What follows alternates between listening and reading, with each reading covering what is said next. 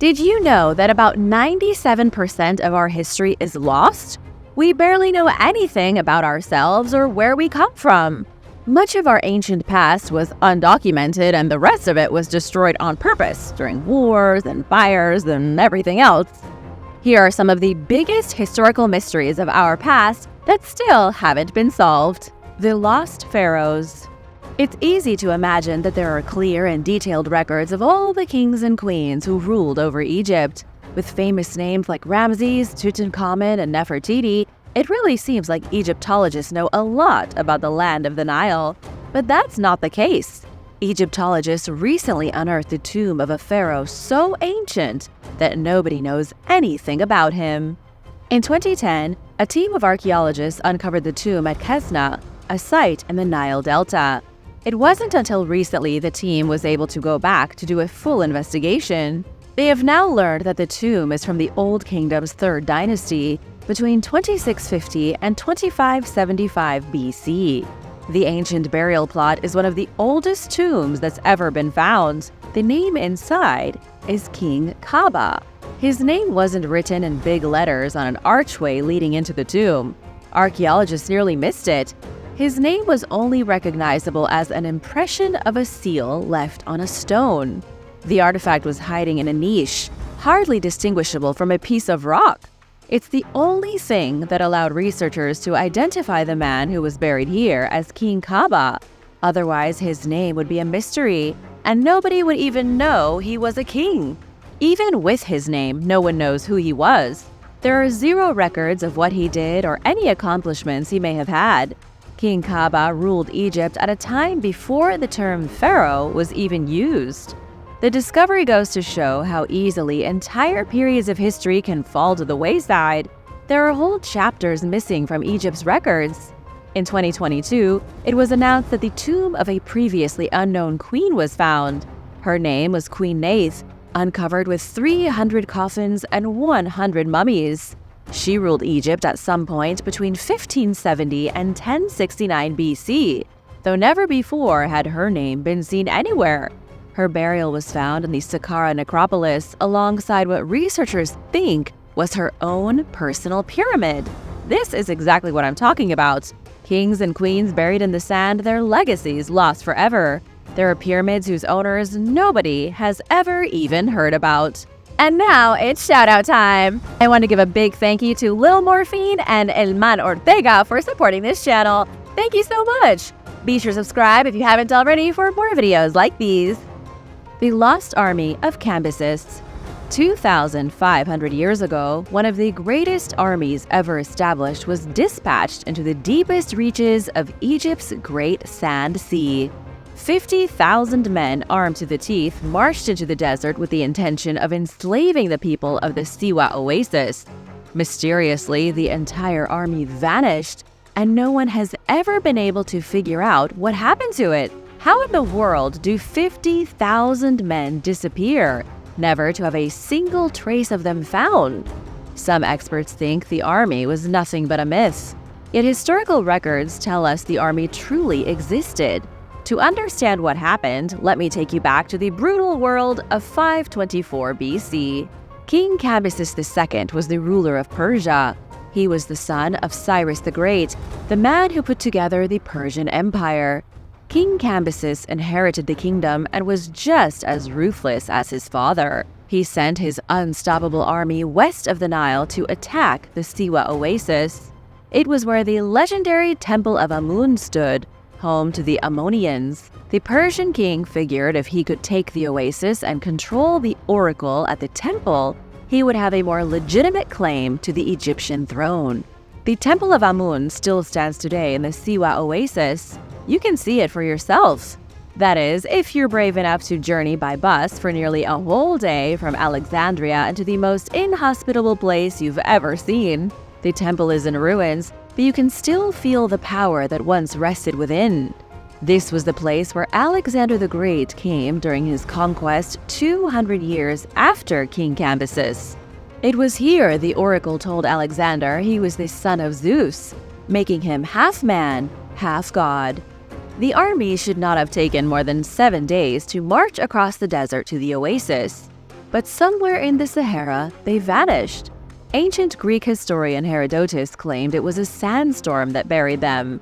If such a massive army could be buried by a sandstorm, it really makes you wonder what other pieces of history have been erased by the desert. There are whole civilizations hidden under an ocean of sand. The Bay of Jars. 40 years ago, an American archaeologist discovered evidence that a Roman ship reached the shores of Brazil thousands of years ago. Since then, the discovery has been repressed. The Brazilian government has been blamed for a massive cover-up, purposely hiding the real history of Romans in South America. The year was 1982. Marine archaeologist Robert Marks dove into Guanabara Bay in Brazil. This is just off the coast of Rio de Janeiro. At the bottom of the bay, he identified ancient jars known as amphorae. These were very specific jars used by the Romans to transport goods across the sea. They've been found in the thousands broken at the bottom of the Mediterranean. They were used as part of a vast trading network between all the great civilizations of the Roman era, such as the Greeks, the Carthaginians, the Egyptians, etc. Never before had such artifacts been found in South America. They appear to have been sitting at the bottom of the ocean for millennia. The presence of such relics has obvious implications. The first of which is that Portuguese explorer Pedro Álvares Cabral was not the first European in Brazil in 1500. It would have been the Romans 2,000 years ago, maybe even before that. At the time of the discovery, Robert said it would be the most important find in Western history. His idea was that the artifacts were on board a Roman ship that was blown off course. They got lost, kept sailing, and after a miserable long trip, they arrived in South America. Even if they hadn't done it on purpose, the jars are evidence that the Romans did in fact arrive. Who knows what happened to them after that? It's a mystery. Now, what about the government covering it up? According to the New York Times, Robert wasn't the first one to find jars in the bay. A local named José Roberto Teixeira found similar artifacts in 1976. Local fishermen also caught them in their nets from time to time. When Brazilian officials were put under pressure to investigate, they refused. The next obvious step was to hunt for a Roman shipwreck, but the next step was never taken. Robert's investigation was halted. He would later accuse the Brazilian government of suppressing his discovery. He also accused them of forcefully stopping his research. He claimed the Brazilian Navy dumped massive amounts of silt in the bay to cover up the truth. Then Robert was banned from ever entering Brazil. The area of the bay was also made off-limits to divers. There have been a lot of questionable explanations for the alleged cover-up. The Brazilian government insisted the ban on underwater exploration was to stop people from stealing Brazilian artifacts.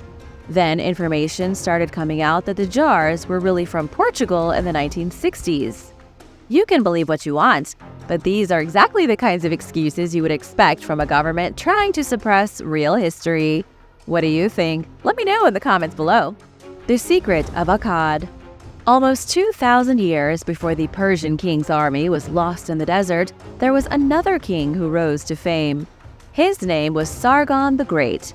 He unified Mesopotamia under his indomitable rule, establishing the Akkadian Empire. From his throne in the city of Akkad, Sargon controlled a huge amount of territory. His empire stretched from the Mediterranean Sea to the borders of India. His shining capital, Akkad, is currently lost. Nobody has ever been able to find it. This city is so mysterious that although there are records of it, some question if it ever existed. The entire history of Akkad is missing from the history books. Nobody knows where it stood, and nobody knows how it became a capital. Nobody even knows how or when it crumbled to dust. The only thing historians have learned from the ancient texts is that the city was the epitome of power in Mesopotamia. To be fair though, much of the Akkadian Empire's truth is a mystery. The exact borders of the ancient kingdom have never really been established. Some believe Sargon's power stretched all the way to Crete in the Aegean Sea. Most of what archaeologists have to interpret the king's history comes from clay tablets and stone monuments. Many of the ancient texts are unreliable as well. not to mention dramatic. Ancient kings were notorious for exaggerating their achievements. Sargon's name frequently appears with the phrase, "conquered the four corners of the universe." Archaeologists have interpreted that as he conquered all the known lands within reach. He ruled from 2334 until his death 56 years later, in 2279 BC. The Library of Alexandria. The Library of Alexandria was once the greatest repository of human knowledge in the world. It's been gone for about 1800 years, but it's hardly forgotten. Although people still remember the library, the enormous catalog of ancient wisdom and historical secrets has never been recovered. How much of human history was lost with the destruction of the library? The answer is a massive amount. The library was initially commissioned by King Ptolemy I early in the 3rd century BC. It stood in the city of Alexandria for 300 years. All the while it collected what scholars have guessed may have been nearly all the written knowledge of the ancient world. The library became so burdened by books that the Serapeum opened to hold even more. In total, ancient historians guess there were about 700,000 books inside the library. Though of course they weren't books, they were texts written on papyrus scrolls. In 48 BC, Julius Caesar burned the library down to the ground. This single act may have set civilization back by centuries. Scholar of ancient history Garrett Ryan says that's a wild exaggeration. But is it? Imagine if all the knowledge of our time was suddenly deleted. Wouldn't that put our civilization back into a modern dark age? Let me know what you think. The Lost Tribes of Israel. Amidst the chaos that recently erupted in Israel, a lot of people have been interested in the history of Jews in the Middle East. That history is fragmented and more mysterious than many realize. You can't summarize thousands of years of history in a TikTok video or a YouTube video.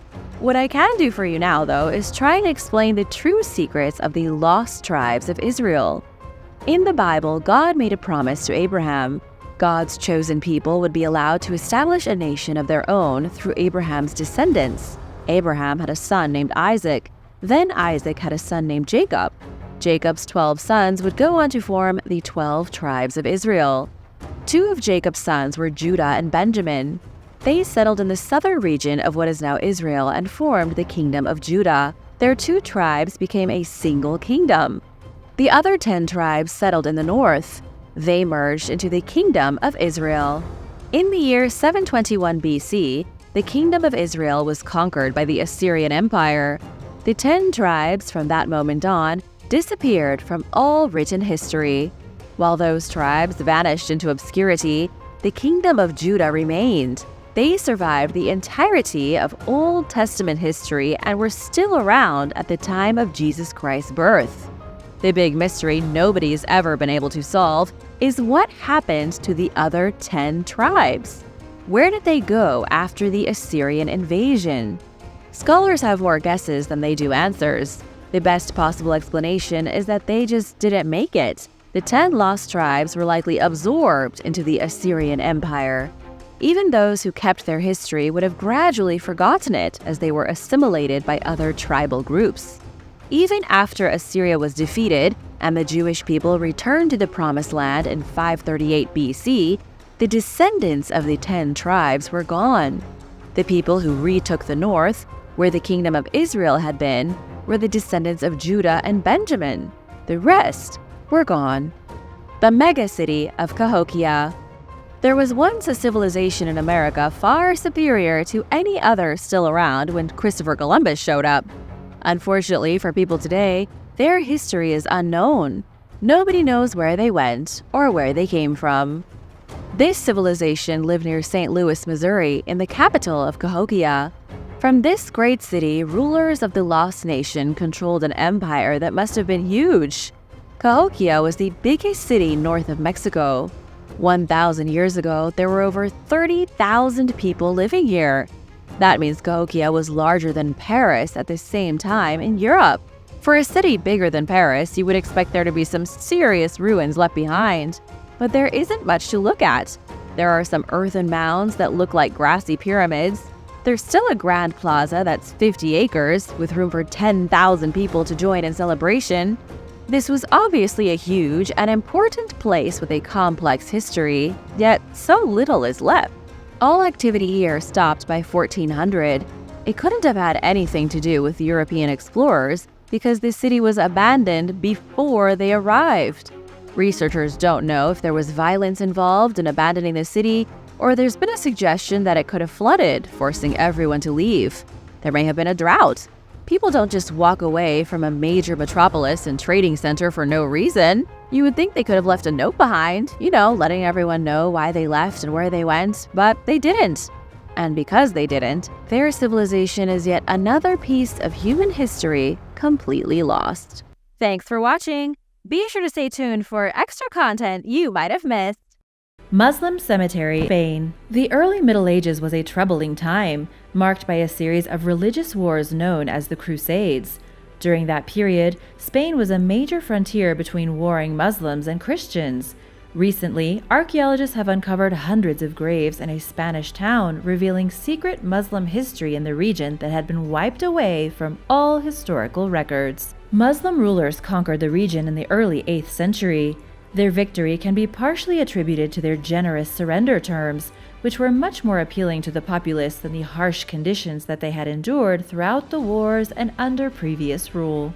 In 756 AD, a Muslim ruler was able to unify the various Islamic groups that had conquered Spain, greatly expanding and strengthening their power. Over the next several hundred years, the region became home to one of history's greatest Islamic civilizations. Much of the Iberian Peninsula's rich Muslim history was forgotten after the Catholic king and queen Ferdinand and Isabella took over and made it their mission to reconquer Spain and expel or destroy anyone who was not part of the Catholic faith. In late 2020, archaeologists discovered an Islamic cemetery in the Spanish town of Tauste.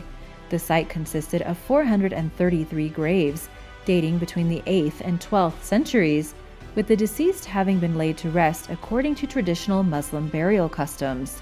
This cemetery was in continuous use for over 400 years. The archaeologists said they thought it was a cemetery, but what they found was quite unexpected. The latest discoveries show the extent of Muslim influence, even though much of it has been erased. Mysterious Odyssey. Written by the Greek author and poet Homer during the 8th or 7th century BC, the Odyssey is one of the most famous epic poems of the ancient world. It's also one of the oldest literary works that's been enjoyed throughout history and is still printed and read today. In 2007, a book collector named M.C. Lang donated some of his copies of Homer's works to the University of Chicago Library.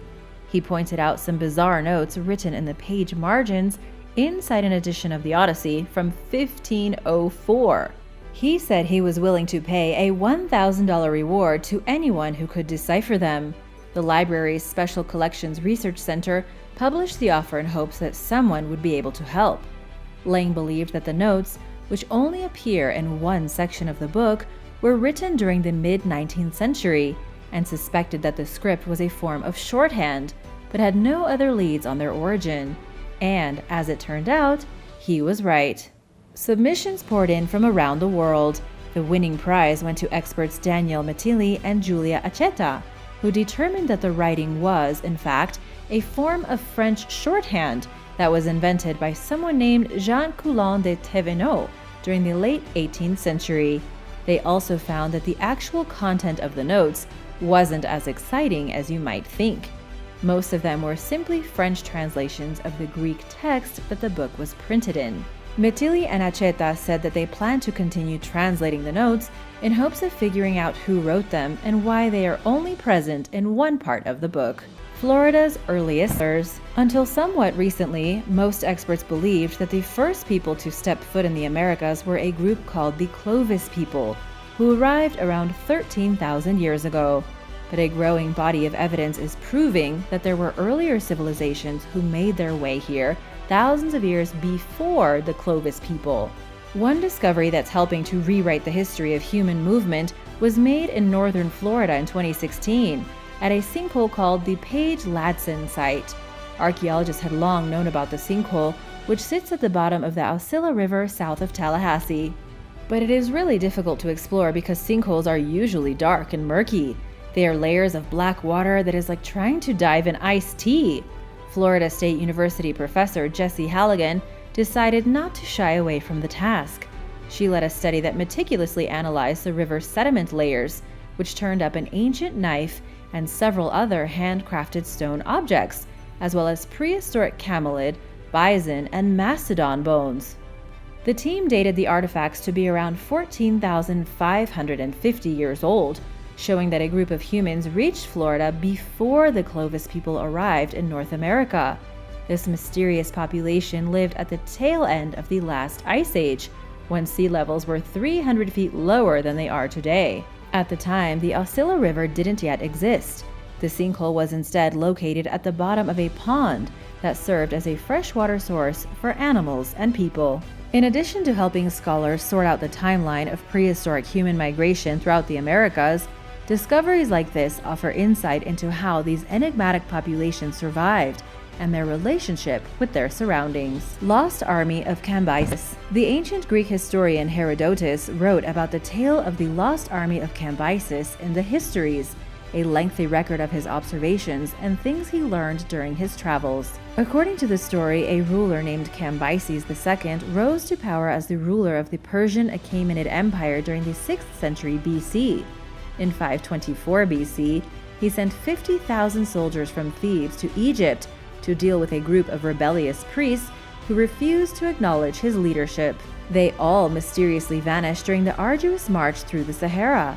Herodotus wrote that a brutal sandstorm swept through the region a week into the journey and buried the men. Their remains were nowhere to be found. Some modern-day experts concluded that the story is probably mythical.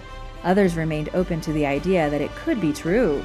Over the years, archaeologists have undertaken numerous expeditions to try to find the lost army of Cambyses, but time and time again, these searches failed to pan out. In 2009, Italian researchers announced that they had finally found the remains of the soldiers who went missing 2,500 years ago. After searching for 13 years, the team had unearthed bronze weapons, a silver bracelet, an earring, and hundreds of human bones in the remote wilderness of the Sahara.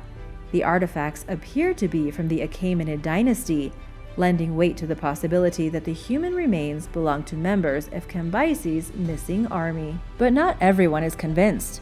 For one, the Egyptian Supreme Council of Antiquities hadn't approved of the search. Secondly, the findings were never presented in an academic journal, which would have opened information up to peer review.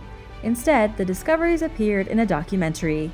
At the same time, nobody has managed to rule out the possibility that Cambyses soldiers perished at the site. Christianity in Denmark. A 10th century carving known as the Jelling Stone puts Christianity's arrival in Denmark at around 965 AD. It was commissioned by Harald Bluetooth, a notorious king who is credited with converting the Danes to Christianity after conquering Norway and Denmark. The modern symbol of Bluetooth today is in his honor.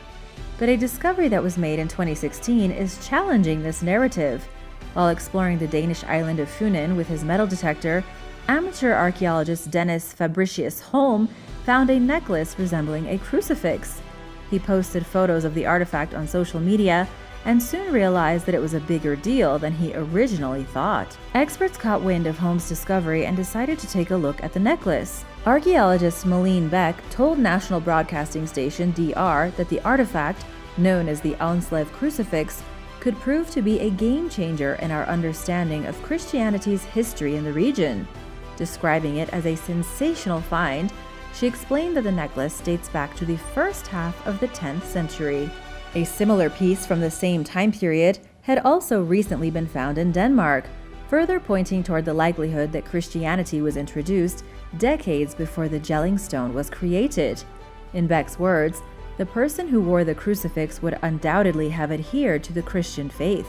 Artifacts like this remind us that historical narratives are not set in stone, and that just one new discovery can dramatically change our understanding of the past.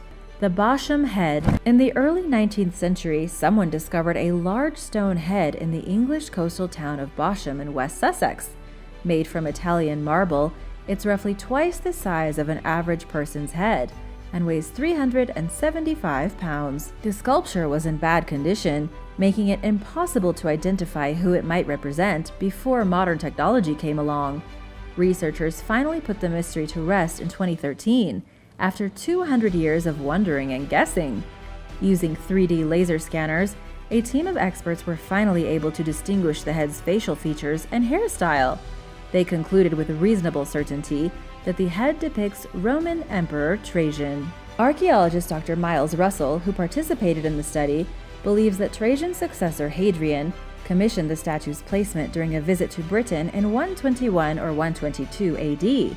Russell described the discovery as one of the most important finds from Roman Britain.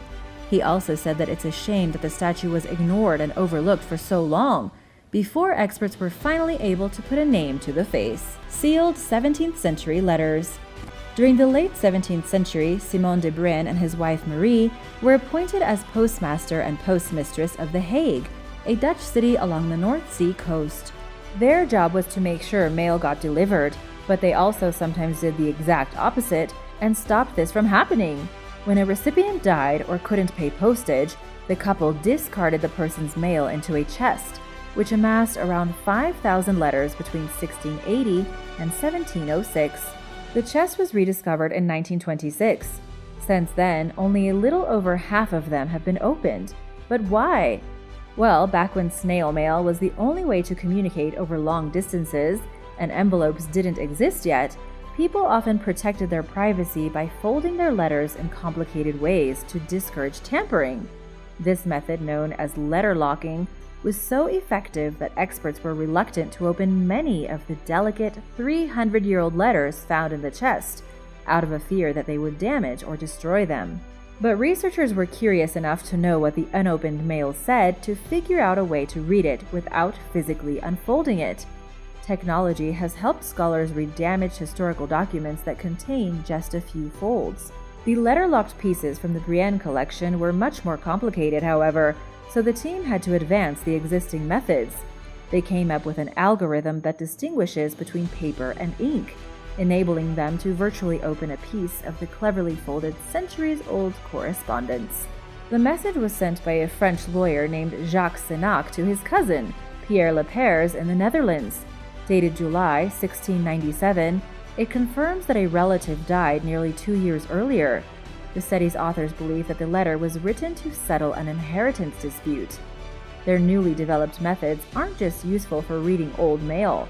These tools have the potential to help experts access other fragile historical materials that, until now, they haven't been able to look at. England's ancient tunnels. There have been at least a dozen ancient tunnels found in Cornwall, England that have so far mystified researchers. These tunnels are unique to Britain, and nobody can pinpoint why exactly the people from the Iron Age built them in the first place. These ancient tunnels date back about 2,400 years, and they aren't the only things that can be found across the Cornwall countryside. Cornwall is also littered with hundreds of ancient stones and man-made features, from ramparts to cliff castles, forts to cattle enclosures. Cornwall has at least 74 structures from the Bronze Age, 80 from the Iron Age, and 55 from the Neolithic Age. There are even a few sites from the Mesolithic Age dating back up to 8,000 years ago, and those are just the ones we have found so far. This place has always been popular. Over the years, about 150 generations of people have worked the land of Cornwall, but they left no written record to explain why they dug dozens of mysterious tunnels deep underground, often located beneath prehistoric settlements. One of the best preserved tunnels in Cornwall is a place called Hollyguy Fogu. The tunnel itself is about 6 feet in height, nearly 20 feet long, and branches off into other tunnels and chambers. But what's really mysterious is that the tunnel never appeared to be used for anything. It's simply a tunnel going from one place to another without any obvious significance. Some have speculated that the tunnels could have been used by ancient people for hiding. Others claim the tunnels are secret burial chambers. The truth is that nobody has any idea why these tunnels were made, nor why they were made to last for thousands of years. An ancient cold case is solved. Pharaoh II Enre-Ta II, the Brave, rose to power around 1560 BC, during Egypt's 17th dynasty. According to legend, he exchanged harsh insults with the Hyksos ruler to the north, who had complained about the pharaoh's loud pet hippopotamuses. Apparently too angry to limit his attacks to words, Seqenenre also led numerous military skirmishes against the neighboring Hyksos dynasty. The pharaoh's mummy was discovered in 1881 in a Theban necropolis, situated across the Nile from the ancient city of Luxor. Egyptologist Eugene Grebau unwrapped the mummy and discovered evidence of horrific injuries. Part of Seqenenre's left cheek had been hacked off. His jaw was fractured, his forehead had been cut open with a sharp object, and he had received a crushing blow to the head. Interestingly, his arms were left unscathed. Researchers initially surmised that the pharaoh was likely ambushed and murdered in his sleep, or while he rode in his chariot. But new evidence that recently came to light suggests that Seqenenre died in battle while fighting among his military's front lines. Using highly advanced 360-degree X-ray technology, a team of scientists took a detailed look at the pharaoh's mummy. They discovered additional injuries that had been cosmetically concealed and went unnoticed by past experts. The nature of the wounds challenges the idea that Seqenenre was attacked in his sleep. It looks more like he went up against multiple attackers and actively fought for his life. The team theorized that the ruler was abducted by the Hyksos or some other enemy force. He was then bound and then brutally bludgeoned and sliced. Seqenenre was around 40 years old when he died. This may sound young, but at the time, people in Egypt rarely lived past age 45. So while the pharaoh met a gruesome and undoubtedly terrifying end, he did not die young. There are still some unanswered questions surrounding the tragedy, but the recent findings mark a tremendous step forward in learning about Seqenenre's unfortunate fate. Thanks for watching. Be sure to stay tuned for extra content you might have missed. The Grand Grimoire. A grimoire is a magic textbook containing instructions on how to create ritualistic objects and perform spells. One of the most disturbing medieval manuscripts is a grimoire called the Grand Grimoire, also known as the Red Dragon or the Gospel of Satan. Rumored to be written in the 16th century, the book is dedicated to black magic and contains directions for summoning demons. It's said that the original copy is housed in the Vatican's secret archives, and for this reason, the Grand Grimoire can only definitively be traced back to the 19th century, when a new edition was published in France. Legend holds that the original was written in Aramaic or Hebrew, and that it was discovered in 1750 in the tomb of Solomon, although the book's alleged connection to the biblical king is unverified. Many believe that the Grand Grimoire is one of the most potent occult textbooks ever written. It was supposedly written by someone called Honorius of Thebes, who experienced satanic possession firsthand. The book contains 4 parts, including descriptions of demons, an account of how Satan corrupts newly elected popes over time, as well as instructions for summoning Lucifer himself. While some scholars believe that the original Grand Grimoire was written during the 1800s, the existence of an earlier copy being secretly tucked away at the Vatican has not been disproven. The Heretical Monk. Giordano Bruno was an Italian philosopher and a monk of the Dominican Order of Naples. He believed that the suns were stars, surrounded by planets and moons, and that the universe had no center. While this is actually now a universal truth of modern science, this was a completely unacceptable belief during the 16th century. During the life and times of Bruno, it was the Earth that was the center of the universe, and anything against this theory was a direct affront to the Church. In 1600, he was labeled a heretic and burned alive in Rome. There is much debate as to whether he was condemned because he was a philosopher who believed in exoplanets or due to other religious transgressions. When he was young, he went to Naples to be tutored and entered the Dominican order at 17. At 24, he became a priest and was known for his outstanding memory and rebellious nature. He would often read books forbidden by the Church, and when it came time for his trial in the 1590s, it was said he was caught with banned writings of Erasmus and controversial doctrines regarding the divinity of Jesus. Some historians even propose the theory that the reason he joined the Dominican order was so that he could read everything he could get his hands on. His passion for books forbidden by the Church and subsequent publications and teachings would be his downfall. He traveled and taught for years before finally being arrested for breaking canon law and believing in planets, or as he called them, innumerable worlds. He spent the next 8 years imprisoned. He was repeatedly interrogated roughly 17 times and tried for his alleged offenses, refusing to recant his beliefs the entire time. Bruno was condemned for several heresies, but his belief of each star being a world appears to have been the strongest case against him. It was brought up numerous times, and he argued that since God had infinite power, God made innumerable worlds. His belief in religion and science cost him his life. Crystal skulls. According to legend and ancient Mesoamerican civilization, perhaps the Maya possessed 13 crystal skulls with supernatural powers. Alternative theories suggest that ancient aliens or the residents of the mythical lost island of Atlantis created the skulls. Some believe that the skulls were created as far back as 10,000 to 15,000 years ago. The plain and simple truth is that nobody knows any of these details for sure. The alleged surviving artifacts thought to originate from Mexico and Central America are now scattered in different collections. They vary in size and shade, with some being clear, while others are smoky or colored, and some are human-sized and incredibly detailed, while others are smaller and less intricate. The skulls reportedly have healing properties and have even enhanced the psychic abilities of people in their presence. Writer Joshua Shapiro, who co-authored a book about the artifacts, wrote, "We believe the crystal skulls are a form of computer which are able to record energy and vibration that occur around them. The skull will pictorially replay all events or images of the people who have come into contact with them, i.e., they contain the history of our world." Many experts doubt these claims. The British Museum and the Smithsonian Institution analyzed some of the skulls using electron microscopes and determined that their markings were made using modern instruments, putting their likely manufacture date to sometime during the mid to late 19th century in Germany. The Hall of Records. Edgar Cayce, an American clairvoyant who lived from 1877 to 1945, claimed there's an expansive ancient library beneath the Great Sphinx in Giza, housing invaluable historical documentation. Mainstream scholars refute this claim, asserting that there is no evidence of the Hall of Records existing.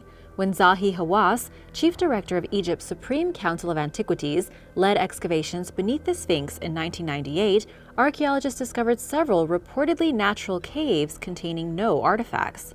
But this did not stop people from clinging to their belief that the Hall of Records is a very real place. Pseudoscience fanatics accuse the Egyptian government and mainstream experts of blocking further investigation of the site and perceive these denials as evidence that something secret is hidden there. They believe that uncovering the Hall of Records would open up a wealth of information about ancient Egypt and world history, and that its contents may not have even been left by the Egyptians themselves, but perhaps by some super advanced prehistoric society that we don't yet know about. Man in the Iron Mask.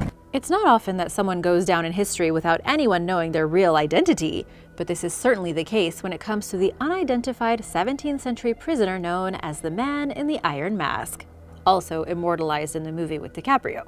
The man was held in various French prisons over a more than 30-year span after being arrested in 1669. He wore a black velvet mask over his face until his dying day in 1703, leaving his identity a mystery forever. People have been trying to figure out who the Man in the Iron Mask was since his imprisonment. Writer Alexandre Dumas and the renowned philosopher Voltaire theorized that he was the twin brother of Louis XIV, but scholars have since debunked the claim. Most modern-day experts agree that the prisoner's name was Eustache Dauger, according to historian Paul Sonino. They are also quite sure that he was a valet, he explained in a statement, adding what they have not been able to figure out is whose valet he was, and for what possible reason he was held under tight security for over 30 years. After extensively examining historical records, Sonino claimed in 2017 that Dauger was the valet for the treasurer of a wealthy and high-ranking church official named Cardinal Mazarin. Evidence indicates that Mazarin may have accumulated some of his vast fortune by swindling English royalty. Sonino believes that the treasurer caught on to the dirty deed and that Dauger slipped up and mentioned it to the wrong person, resulting in his lifelong imprisonment, accompanied with threats of execution in the event that he ever disclosed his identity. While we may not ever know what the Man in the Iron Mask looked like, we now at least know who he probably was, and most likely, why he was locked up. Room 873. The Fairmont Banff Springs Hotel in Alberta, Canada is one of the country's most beautiful hotels. Built in 1888 among the Canadian Rockies as a luxurious retreat for travelers, it quickly earned the nickname the Castle of the Rockies. Many famous people have stayed there throughout the hotel's 130-plus-year existence, including Marilyn Monroe, Helen Keller, and Queen Elizabeth II. But in addition to its grandeur and prestige, the Banff Springs Hotel has a reputed dark side. Rumor has it that it even inspired Stephen King's The Shining. According to legend, a man murdered his wife and daughter, then committed suicide in room 873. After the tragedy, guests who stayed in the room reported terrifying paranormal encounters, including blood-curdling screams in the middle of the night, lights suddenly turning on and off, and bloody fingerprints on the bathroom mirror. The hotel supposedly closed off the room in an attempt to stop the ongoing horror, leaving adventurous modern-day guests without the option to stay in room 873. Banff Springs employees chalk these claims up to being a fantastical ghost story and nothing else, saying that the alleged murder-suicide never happened. But the hotel's 8th floor is the only level with no rooms ending in 73, and in the area where room 873 would be, guests notice that there's a baseboard missing where a door would have been along an unusually large gap between rooms 871 and 875. Above the missing baseboard, there is a lamp like the ones that hang over the doors to other rooms, except with no door. Bernie Rosecki, a writer for Project Engineer, noticed on the hotel's floor plan that the area that would normally contain room 873 is encompassed by room 875, which is larger than the other rooms on the floor. He asked the concierge about this, and the employee explained in what Rosecki called a well-trained response that the two rooms were combined during a renovation. Many people do not buy the hotel's official position that the murder-suicide story is a hoax. What do you think? And what's the creepiest hotel you've ever stayed in? Let me know in the comments below. And be sure to subscribe if you haven't already. We have lots more videos coming up.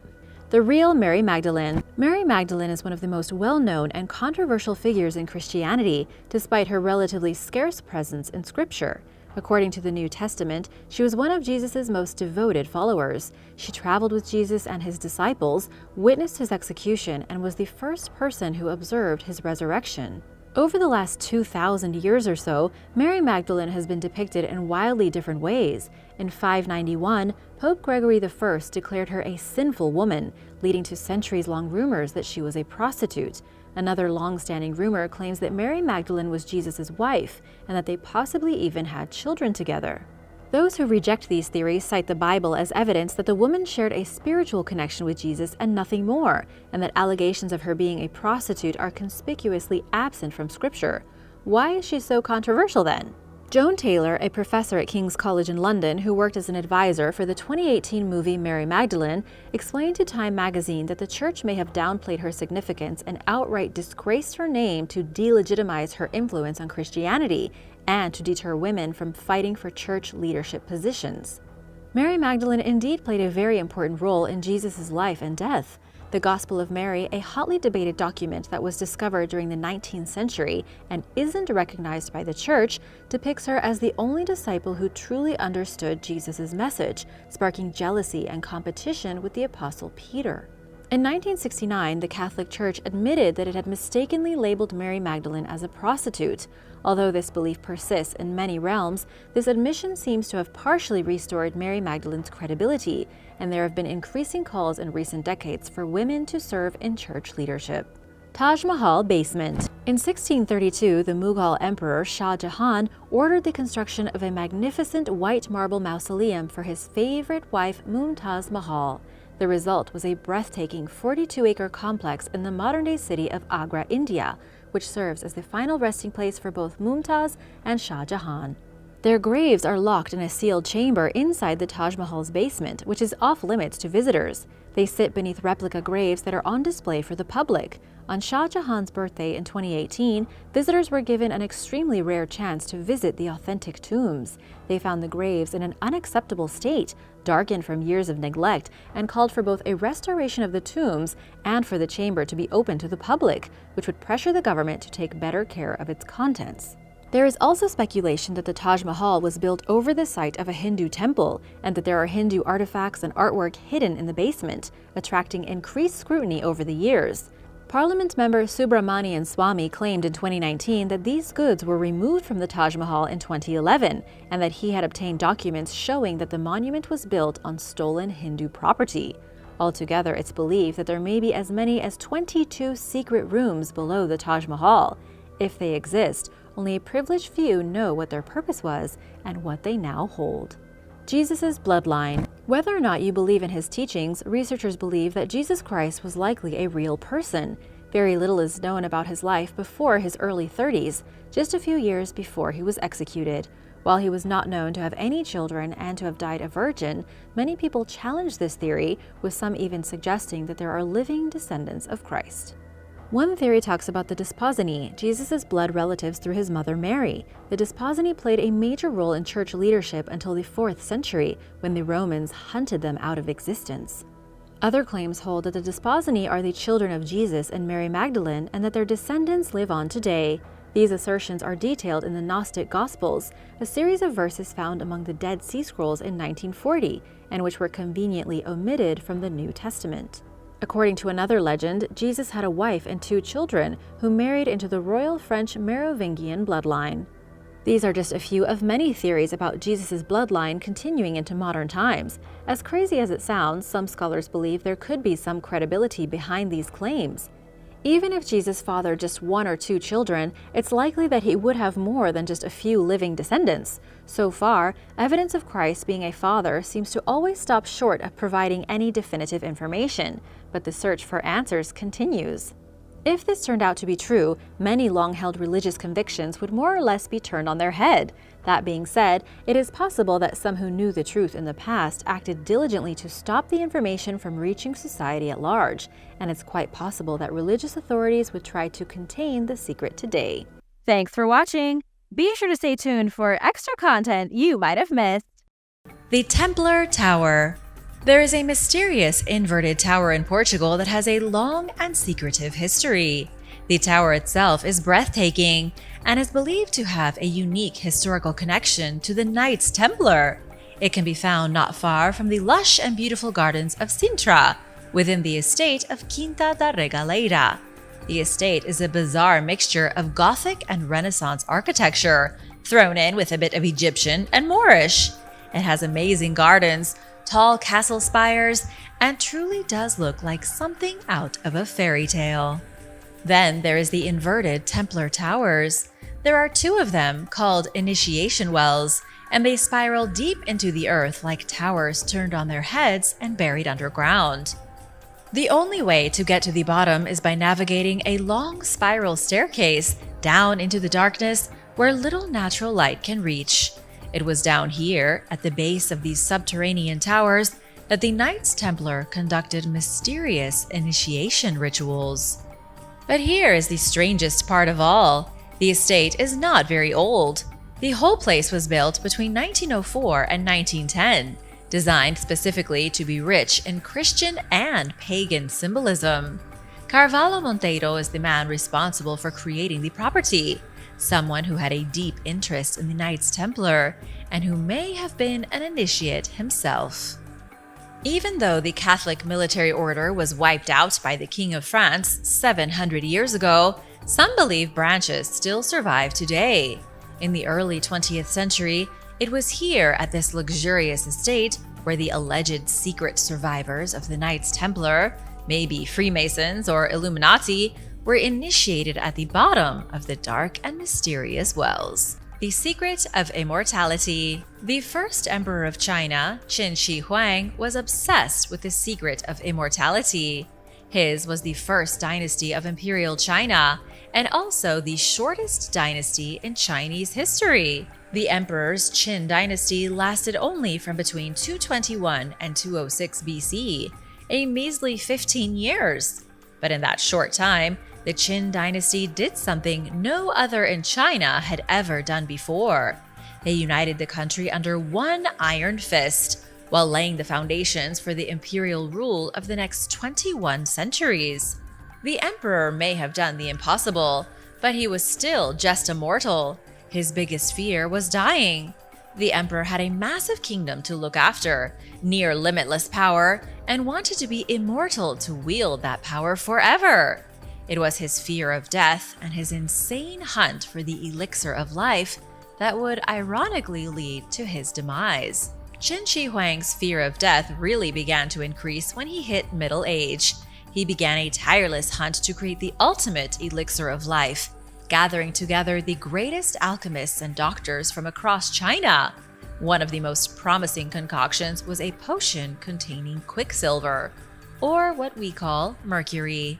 They didn't know it 2,000 years ago, but mercury is extremely poisonous. The emperor's consumption of such a dangerous substance was what slowly poisoned and killed him. He died trying to be forever young, thinking alchemists really could come up with a potion for everlasting life. The Munich Manual. The Munich Manual of Demonic Magic contains within its pages 3 kinds of magic, as well as lessons on demonology and necromancy. The 3 main schools of magic it teaches include illusionist magic, psychological, and divinatory magic. The mysterious grimoire is currently sitting at the Bavarian State Library in Germany, and it's written entirely in Latin. But where in the world did this spell book come from? As far as we know, it was written in the 15th century by an unknown author. The manuscript wasn't translated to English until 1998. Inside the book, there are forbidden rites, spells that can supposedly reveal secrets of the past, and instructions on how to perform things like exorcisms. There are even rituals for summoning demons, ghosts, and spirits. However, it's unclear just how many demons you'll truly summon by following the strange instructions in the book. The Persian Princess. In October of 2000, authorities in Pakistan discovered the mysterious mummified body of a woman for sale on the black market. The body was confiscated and brought to archaeologist Ahmad Hassan Dani, who claimed the mummy was a Persian princess who lived in 600 BC. The mummy was wrapped in the traditional Egyptian style, placed in a gilded wooden sarcophagus, and the coffin was decorated in cuneiform writing. The mummy was also quite strange because she was laid on a layer of wax and honey. The inscription on the coffin identified her as Rodugune, the daughter of King Xerxes I of Persia. This was a massive deal when it came out over 20 years ago. Nobody had known about this princess before, which was crazy because King Xerxes was a huge deal, one of the greatest rulers of the Achaemenid Empire. It was also extraordinary because never before had an Egyptian-style mummy been found in Persia. The mummy was placed on display at the National Museum of Pakistan, but not for very long. An investigation soon revealed that the mummy was not a Persian princess at all, but a woman who had been murdered in 1996 and then disguised as a mummy to cover up the crime. The Mari Man. In southern Australia, about 37 miles from the town of Mari, there is a giant geoglyph called the Mari Man. It's also called Stuart's Giant, and it's one of the biggest geoglyphs in the world. The geoglyph is of an indigenous Australian man about to throw a woomera, a traditional throwing stick, and it's 1.7 miles tall. The perimeter around the geoglyph is a whopping 17 miles. The craziest part is that nobody knows where it came from, only that it suddenly appeared in the desert in 1998. There were no announcements when the geoglyph was made. Nobody ever came forward to take credit for making the giant's carving in the earth. It was only spotted randomly by a helicopter pilot who was flying over the area. Someone had made the outline of this individual seemingly in secret and never told a soul about it.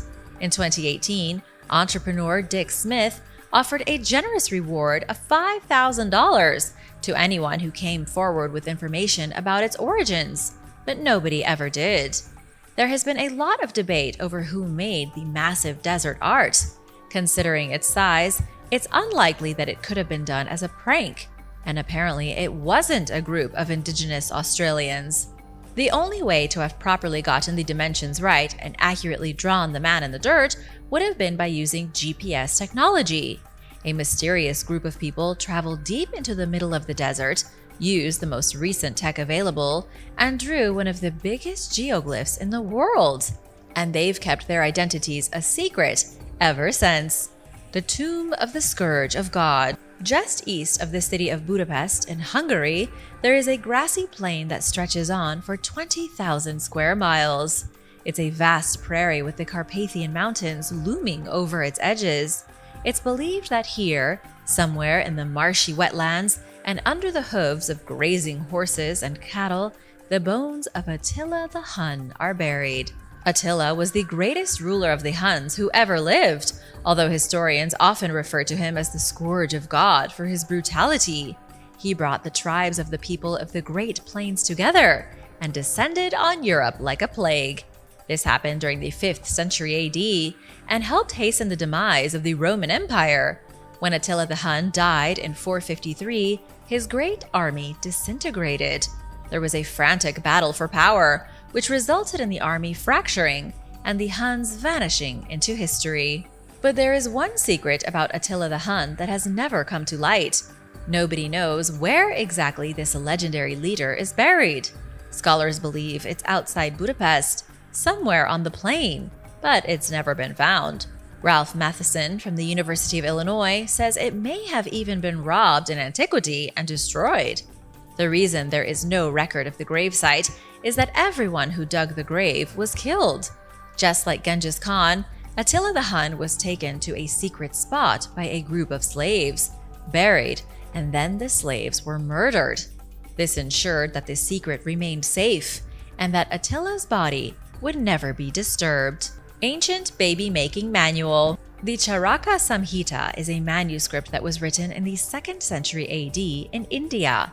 The book contains all kinds of ancient medicinal recipes, but these recipes are not very scientific and are more like rituals you'd expect to find in a forbidden spell book. For example, the mysterious ancient text gives peculiar directions on how a woman can conceive a male child. There are 2 different methods that a woman was encouraged to go about doing this. To conceive a boy, a woman needed to find 2 north-facing branches on banyan trees that were grown in a stable. The branches were then to be mixed with 2 grains of urad dal, some mustard seeds, curd, and then the mixture consumed. The other method is even stranger than the first. The medical text says that another way to have a boy is to create 2 small statues of a man out of pure gold. These statues are then to be thrown into a furnace and melted. The molten gold must then be mixed with milk and consumed. Women were supposed to drink molten gold and milk if they wanted to have a boy. This may seem crazy to us, but it was the exact kind of science published in ancient texts all across the world 2,000 years ago. We think of these types of things as spells and forbidden knowledge today, but they were considered practical recipes back then. Lord of the Universe. In the ancient city of Palmyra in modern Syria, archaeologists have come across inscriptions that describe a strange and mysterious god. This god has no name because none of the inscriptions stated it. Instead, the deity is only described as a very important god who was worshipped 2,000 years ago. The inscriptions, which were written in Aramaic, refer to he whose name is blessed forever. They call this deity the Lord of the Universe and Merciful. Whoever this mighty figure was, the ancient Syrians thought he was extremely powerful. The city of Palmyra flourished during the days of the Roman Empire. It was a very important hub for trade because it connected Rome to Asia. Everything coming along the Silk Road eventually reached Palmyra, and then goods could be traded and shipped to Africa and Europe. 2,000 years ago, it wasn't all that strange for a single city to have its own deities. Many gods from the old world that were worshipped for thousands of years have already been lost to history.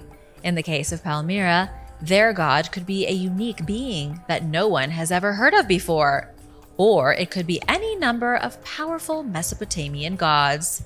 According to researchers from the University of Wrocław, the Mesopotamians used similar phrases to describe their own gods.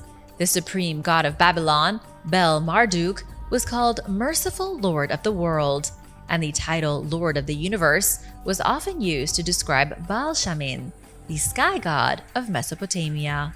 The Lost Liverpool Tunnels. Underneath the streets of Liverpool in England, there is a series of tunnels. The vast network is about 200 years old. and the tunnels look like something you might find in secret passages underneath an ancient castle. Yet despite the fact that these tunnels wind beneath Liverpool's streets, nobody knows why they are there. It's a complete mystery. The only thing we know for sure is who made them. The patron of the tunnels in the 19th century was a tobacco merchant named Joseph Williamson. But he never told anyone what the purpose of the tunnels was, and when he died, he took his secrets with him. These days, we don't know how many tunnels there are. Most still remain buried, and many have been destroyed or used as underground landfills. But there are archaeologists trying to uncover the secrets. Tom Stapleton is one of the regulars, a retired television engineer who has helped excavate the mysterious underground network. He and the other volunteer archaeologists have found everything from inkwells used by school children to bottles of beer and bottles of poison. For all their research, they still don't know why the tunnels were built in the first place. There are no historical records of them being used for anything. Dragon houses. In central Greece, there is a small group of stone houses that are abandoned and slowly falling into ruin. They are called dragon houses, and nobody knows who built them or why. There are 25 of these ancient homes in total, made from massive rock slabs, some of which weigh several thousand pounds. The impressive structures were likely built over 2,500 years ago in the 5th or 4th centuries BC. They were also built without using any kind of binding material, meaning there was no mud or mortar to keep the huge stones from falling over. Yet despite the simplistic building materials, the houses have remained relatively intact. Every single dragon house still stands near the town of Charistos. Historians and archaeologists are stumped. Some have suggested they were built as sanctuaries to the gods, such as Hera or Zeus. Others argue that the stone buildings may have been military outposts. What it boils down to is that the builders of these incredibly designed houses are long gone, and their secrets too. Thanks for watching! Be sure to hit that subscribe button if you haven't already, and I'll see you next time for more videos like these. Bye!